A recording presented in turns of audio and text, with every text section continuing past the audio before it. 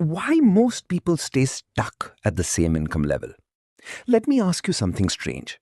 Imagine two people, same city, same age, same job, same salary. 5 years later, one of them has saved money, started a side income, and is slowly building something real.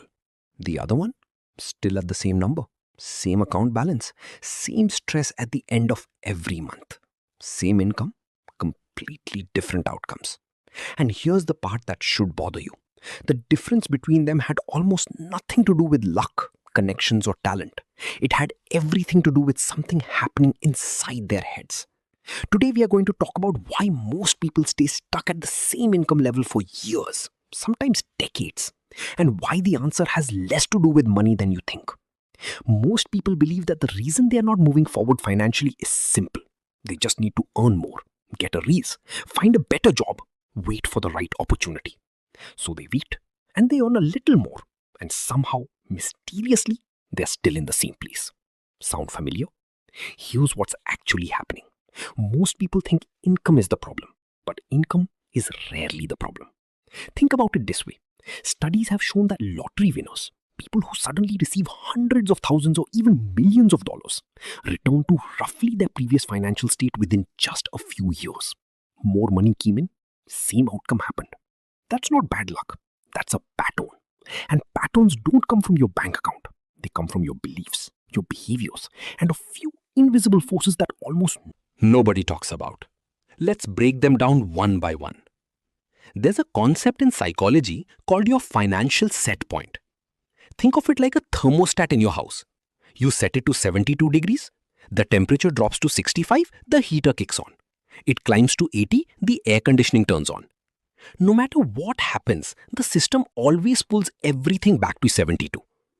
Your brain does the exact same thing with money. Somewhere along the way, through your upbringing, your environment, the conversations you heard growing up, your brain decided what normal looks like financially. And it will work incredibly hard, mostly without your awareness, to keep you right there. This is why someone who gets a big bonus often finds a reason to spend it. Why someone who lands a raise suddenly starts eating out more, buying nicer things, upgrading their lifestyle. The number on their paycheck changed, but their thermostat didn't. The income went up. The set point stayed the same. And here's the uncomfortable part. Most people never even know this thermostat exists. They think they're making free choices. But a lot of the time, they're just following the invisible program running in the background. Now let's talk about one of the most common ways this plays out in real life. It's called lifestyle creep. And it's sneaky. Here's how it works. You're earning $2,000 a month. Life feels tight. You tell yourself, if I could just get to 3,000, I'd finally be able to save. You get to 3,000. Suddenly you have a nicer apartment, a car payment, better restaurants on weekends, new subscriptions, things that feel completely reasonable and even deserved. And somehow you're still saving the same amount, which is basically nothing. Then you get to 4,000 and the same thing happens again. The expenses expand to fill whatever income arrives. Economists call this the income expenditure identity, but you don't need to remember that. Just remember this.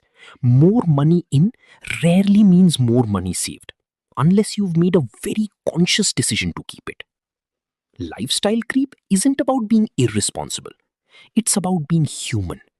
Your brain is wired to seek comfort, reward, and social belonging. When you earn more, spending more feels natural, even logical.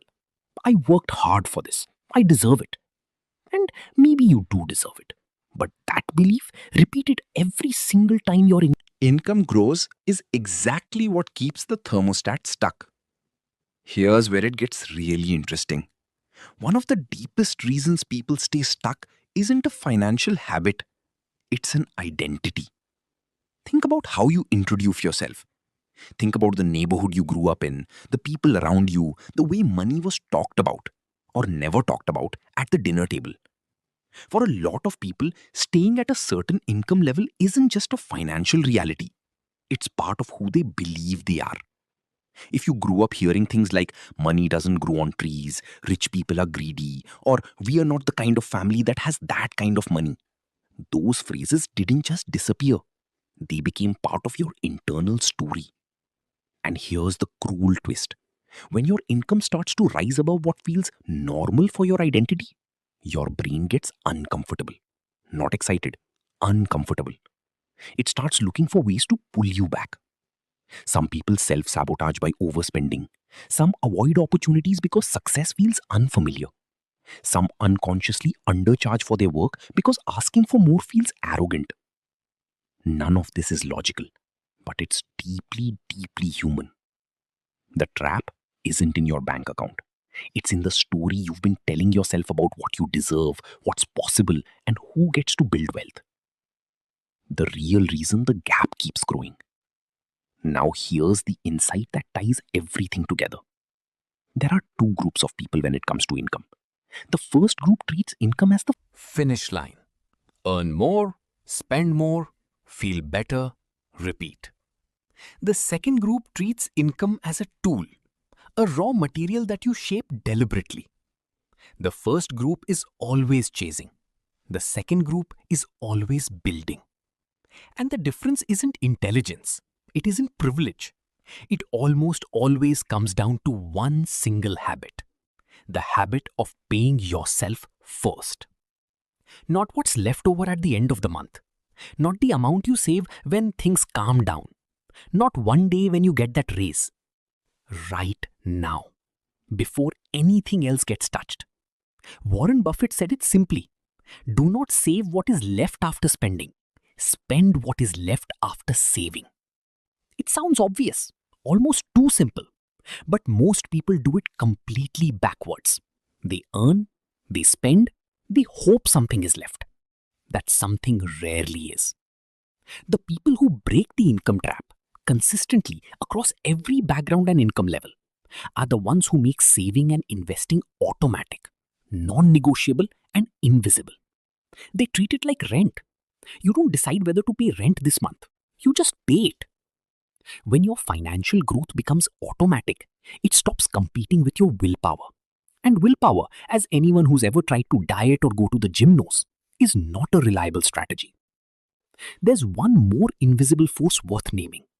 Humans are comparison machines. We don't experience our financial situation in a vacuum. We experience it relative to the people around us. Psychologists call this social comparison theory. And when it comes to money, it's almost always working against you. When your neighbor buys a new car, something in your brain registers that you don't have one. When your colleague takes a vacation you can't afford, your brain files it. When you scroll through social media and see curated highlights of other people spending, your sense of what's normal shifts upward. And suddenly, things you never wanted start to feel like needs. This is one of the least talked about drivers of financial stagnation. You're not spending because you want things.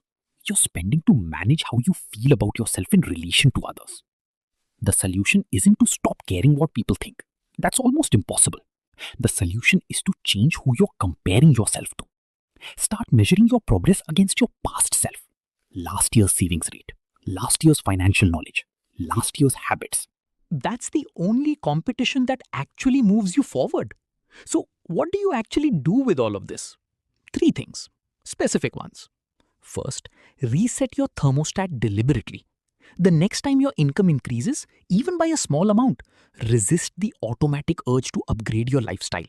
Keep your expenses exactly where they are for at least 3 to 6 months. Take the difference and put it somewhere it can grow. This one habit, repeated consistently, is how people escape the pattern. Second, automate your saving before your brain can negotiate. Set up a transfer that moves money out of your spending account the same day your paycheck arrives. Even if it's a small amount right now, the habit matters more than the number.